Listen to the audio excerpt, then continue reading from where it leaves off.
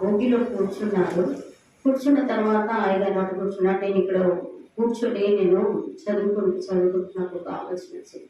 ప్రభా, నాకు ప్రేరేపణ వచ్చింది. అయ్యగారికి చెప్పి ఉన్నాను, మళ్ళీ నాకు ఎక్కువ గుర్తుకు వస్తలేదు. ఏంటి మనుషులు రిజర్వేషన్లు చేయించుకున్నారు. మేము మేము జనరల్ టికెట్ తీసుకున్నాం. ఎందుకంటే మేము రిజర్వేషన్ చేసుకోలేదు. అయితే అందరూ ఎక్కడెక్కడ ఆక్యుపై చేసుకున్నారు, కూర్చున్నారు, అందరు కూర్చున్నారు. మేము జనరల్కి వెళ్ళాలి, యాక్చువల్గా జనరల్ టికెట్ తీసుకున్నాం కాబట్టి లాస్ట్కి జనరల్ టికెట్ వచ్చింది. ఒక్కొక్కరు ఆ జనరల్ టికెట్లో కూడా అందరూ ఆ స్థలాలను ఆక్యుపై చేసుకుంటున్నారు. ఇది మా స్థలం, మీరు కూర్చోవద్దు అన్నట్టు ఆక్యుపై చేసుకుంటా అంటే నాకు ఆలోచన వచ్చింది. ప్రభా, పరలోకంలో కూడా నిజంగానే వీళ్ళు చిన్న జనరల్ టికెట్ తీసుకొని కూడా ఆక్యుపై చేసుకుంటున్నారంటే, రిజర్వేషన్లు చేయించుకొని ఎక్కడో అక్కడ కూర్చుంటున్నారు కదా, అంతే కదా.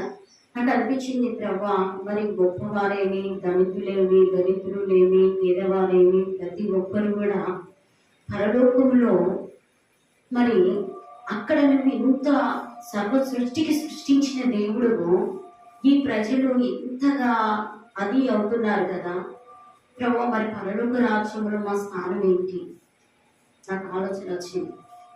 ప్రభా, మరి ఇక్కడ ఈ విధంగా ప్రాకులాడుతున్నారు, పరలోక రాజ్యంలో మరి నీ స్థానం కాపాడాలంటే మరి నీ యొక్క ఆయన దగ్గర మనకు చిన్న అవకాశము, ఆయనతో ఉండడానికి అవకాశం దొరకాలంటే ఆయన ఈ ప్రపంచాన్ని సృష్టించిన దేవుడు మనకు ఎంతటి వారు. ఈ భూమియే రవ్వంత అంట. ఈ భూమి రవ్వంత అంటే ఒక మస్టర్డ్ సీడ్ లాంటిది ఈ యొక్క భూమి. మరి అందులో మస్టర్డ్ సీడ్లో మనలను గుర్తు చేసుకోవాలంటే నాకు భయం అనిపించింది.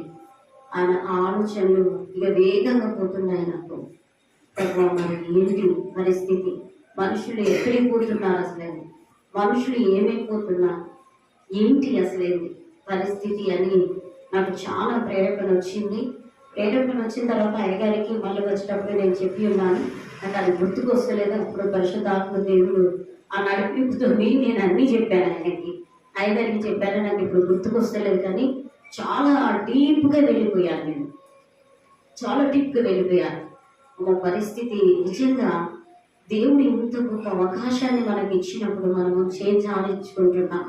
ఇంత మనకు నిజంగా మనకు ఆయుష్, ఆరోగ్యము సమస్తముని ఇచ్చి మనలను కాపాడుతూ ప్రతి క్షణము ఒక కంటి పాపం వల్ల మనలను కాపాడుతున్న ఆ జీవం కలిగిన దేవుడి కొరకు, నీ కొరకు, నా కొరకు ప్రాణం ఇచ్చిన యేసయ్య కొరకు మనం ఏమి చేస్తున్నాం అసలేదు అదొక క్వశ్చన్ మార్క్.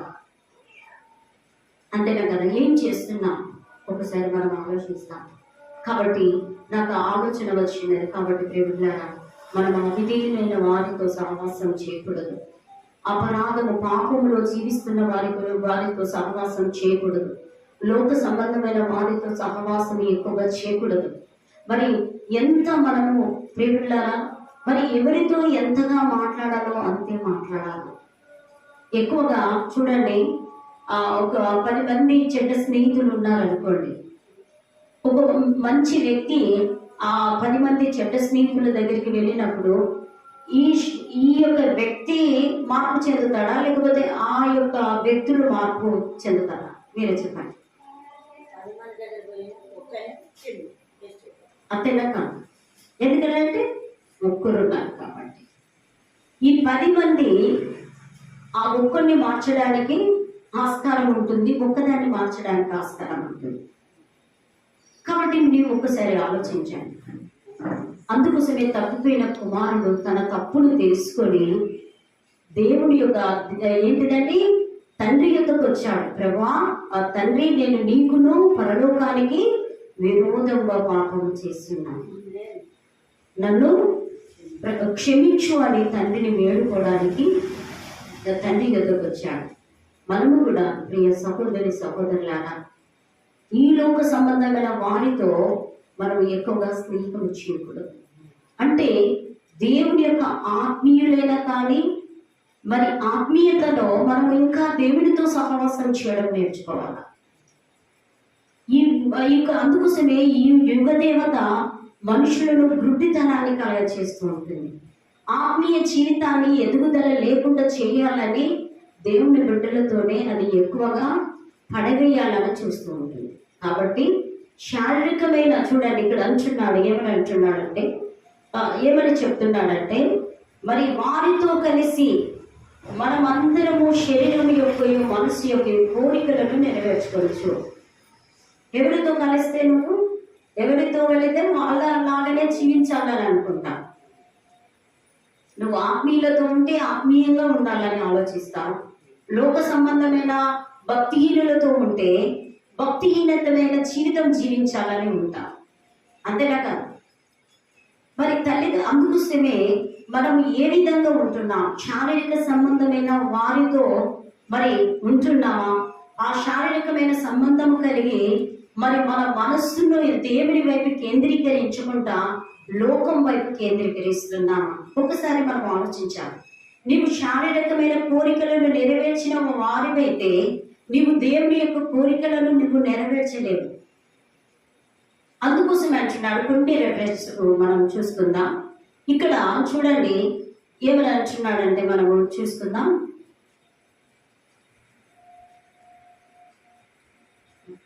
మన బ్రతికి ఉండాలి అంటే మన అపరాధములను మొదటిగా ఒప్పుకోవాలి. ప్రభా, నేను పాపిని, నా పాపములను క్షమించుము, తుడిచివేయు ప్రభా. నీ యొక్క రక్తపరాధ పాప పరిహారార్థ బలి ప్రభు మా కొరకు నీ రక్తమును చిందించున్నావు, మా పాపములను క్షమించు ప్రభు అని మనము తండ్రి ఎదుట, మనము యేసయ్య ఎదుట మనం ఒప్పుకోవాలి. అందుకోసం ఇక్కడ చూడండి, మీరు వాటిని చేయించు వాయుమండల సంబంధమైన అధిపతి అనగా అవిధీయులైన వారిని ఇప్పుడు ప్రేరేపించు. ఇక్కడ ఏంటి అంట? మీరు వాటిని చేయించు అంటే లోకానుసరమైన సంబంధము కలిగి ఉంటూ ఏంటిదంట? మీరు వాటిని చేయించు. మరి ఆ యొక్క వాయుమండల సంబంధమైన అధిపతి అనగా దురాత్మ యొక్క సంబంధమైన అధిపతితో, చూడండి, అధిపతిని అనగా అవిధేయులైన వారు, అంటే దేవుడికి విధేయులైన వారు కాక అవిధేయులైన వారు ఏంటున్నారు అంటే దేవుని మాటను ధిక్కరించేవారు, దేవునికి లోబడని వారు, దేవుని యొక్క వాక్యానికి లోబడని వారు, మరి వాక్యానుసరమైన జీవించని వారు, లోక సంబంధమైన వారు, అపరాధంలో పాపంలో జీవిస్తున్న వారు. ఇప్పుడు చూడండి, దేవుని యొక్క సన్నిధికి రావాలి అని అంటే చాలా మంది దేవుని యొక్క సన్నిధికి రాలేకపోతూ ఉంటారు. ఎందుకు? వారి పాపములను వారిని నట్టేట ఉంచడానికి, వారి పాపము మరి అపవాది బంధకాల్లో ఉన్నప్పుడు, ఆ అధిపతి యొక్క హ్యాండ్వర్లో ఉన్నప్పుడు దేవుని యొక్క సన్నిధికి రావాలంటే ఇష్టపడము.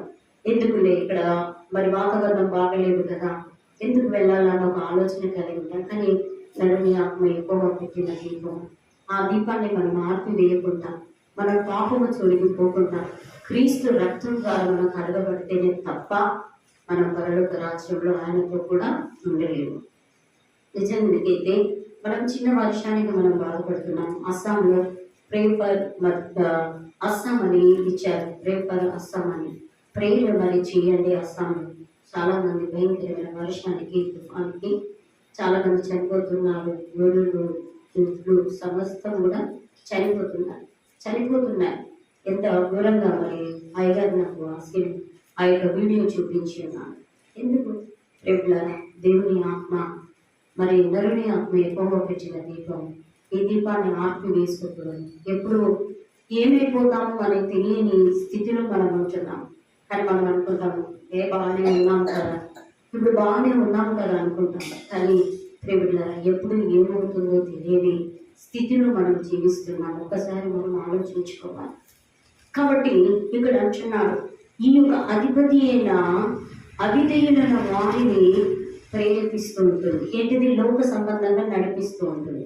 ప్రేరేపించడం అంటే అపవాది వారిని ప్రేరేపిస్తూ ఉంటుంది. దేవుని యొక్క సన్నిధికి ఎందుకు రావాలి, దేవుణ్ణి ఎందుకు ఆరాధించాలి, దేవుణ్ణి ఎందుకు స్తుతించాలి అంటే అది దుష్టత్వంలో మళ్లించడానికి మనుషులను ప్రేరేపిస్తూ ఉంటుంది.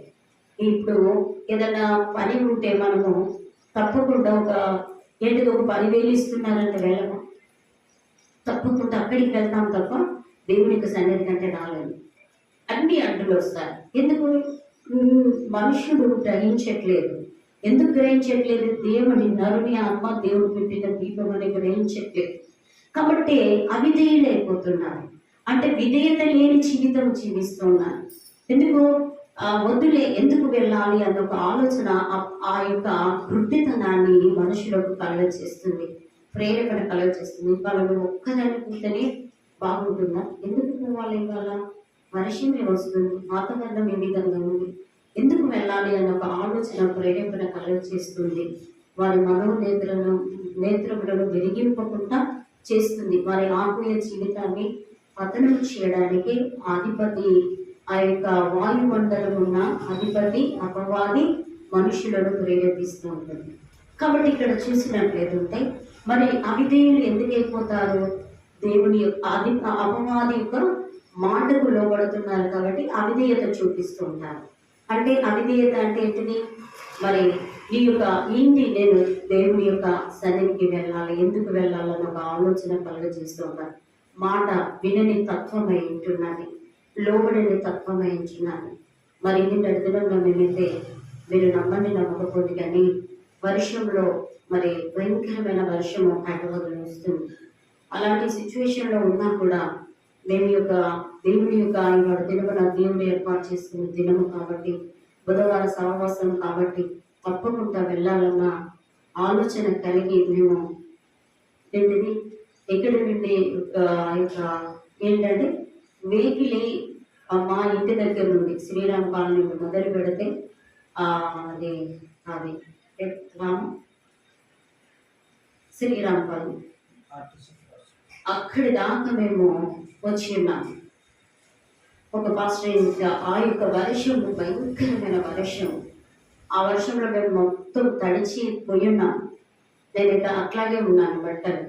కానీ చూడండి, ఎందుకు నేను చెప్తున్నానంటే, ఎందుకు మా యొక్క తపన దేవునికి సన్నిధి, దేవుని ఆరాధించాలి. మనం వచ్చి దేవునికి విధేయత కలిగి మనం ఉండాలి. కాబట్టి మేము వర్షాన్ని చూడలేదు, డబ్బులను చూడలేదు, దేనిని చూడలేదు, పరిస్థితుల వైపు చూడలేదు, దేని వైపు చూడకుండా మేము దేవుని వైపు చూసి దేవుని ఆరాధించాలని ఒక గొప్ప మరి మనసు కలిగి మేము వచ్చి దేవుని ఆరాధించడం జరుగుతుంది. మనకు ఆయుష్ ఆరోగ్యం ఇచ్చి ఉన్నప్పుడే దేవుని ఆరాధించడం చాలా గొప్ప విషయమే అంటున్నారు.